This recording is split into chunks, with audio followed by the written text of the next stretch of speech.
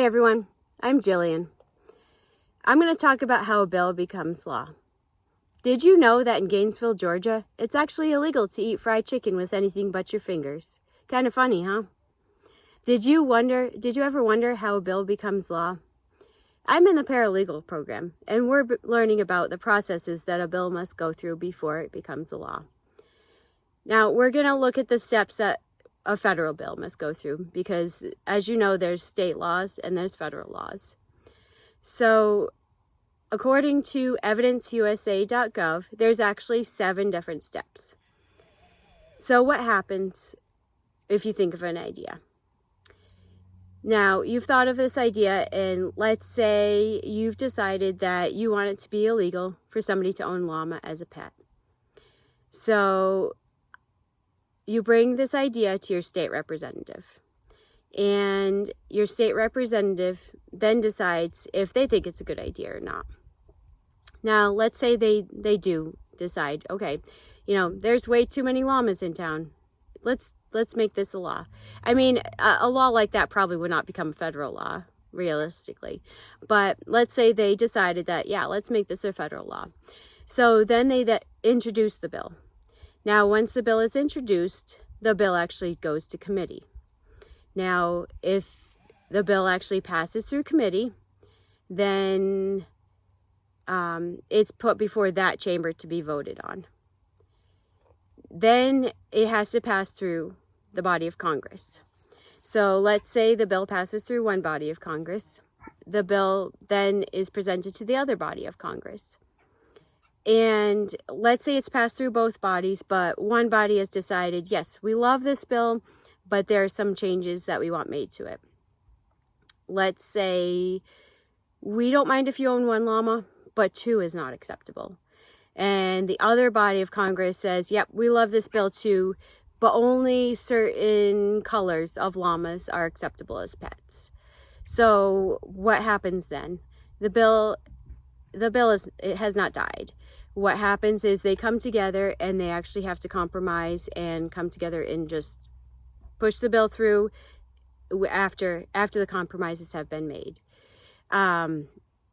So let's say the bill has passed through Congress. The bill is actually then presented to the president. Now, the president can either sign the bill or the president can veto the bill. Now, let's say the president's vetoed the bill. Is all lost? No. Congress can actually vote to override the president's veto. So the bill could potentially then be made into a law. Now, let's talk about,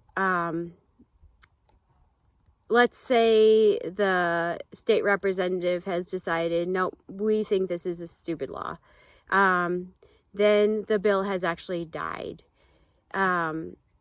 So according to nortonhouse.gov, the bill can actually die at any point. So again, let's say, you have the 2 bodies of Congress who have different views. Like one says, yes, 1 llama is okay, not 2. And the other one has said, yes, but certain colors. It could potentially die there. Maybe they can't make a compromise. Maybe they can't come together and push the bill through. So it could die there. It could actually die, and dying means it's not going to go through. The president could actually veto it, and Congress does not vote to override the veto. They say, okay, president doesn't want it, that's fine. So the bill could die at any time. And what happens if it dies? Well, basically, you can say, okay, well, I put it through, but that's fine. It's not a big deal. Or you could say, no, I really like this law. I like this idea. So then you have to start at the beginning. You give the bill to the state representative again, and it has to go through all those 7 stages again. Now think about it. Everybody's coming up with ideas. All these state representatives are introducing the bills. That's a lot of ideas. I mean, think of all the people. So how many bills actually become laws? According to evidenceushistory.org, only 10% of bills actually become laws. So, I mean, if you think about it, that sounds like a small percentage, but I'm sure there's a lot of bills introduced. Also, this process takes a long time. So,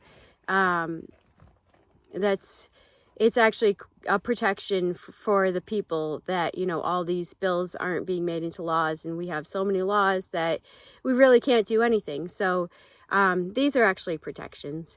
So in conclusion, there's basically 7 steps that a federal bill must go through. The bill can die at any time, but it also can then be reintroduced. And a pretty small percentage of bills actually become laws. So now that you know how a bill becomes law, maybe there's something that you're passionate about.